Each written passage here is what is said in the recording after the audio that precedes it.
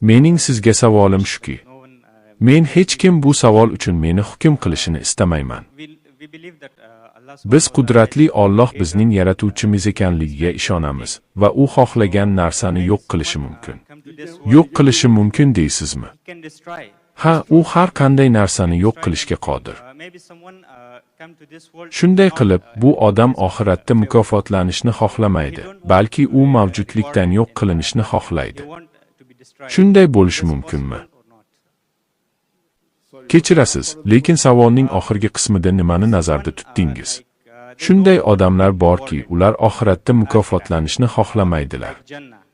Jannatga yoki do'zaxga tushishni ham xohlamaydilar.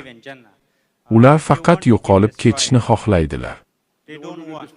Shunday bo'lishi mumkinmi deb so'rayapsizmi? Ha, shunday bo'lishi mumkin. Siz Alloh har qanday narsani yo'q qilishi mumkin degan savolni berdingiz.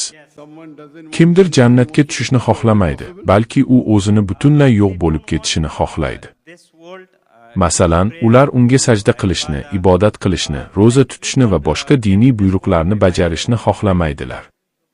Axir biz bu dunyoga o'z xohishimiz bilan kelmaymiz va men bu dunyoga kelishga rozi emas edim, yoki ehtimol kimdir bu dunyoga o'z xohishiga ko'ra bu dunyoga kelishga rozi emas edi. Shuning uchun ular yo'q qilinishini xohlashadi.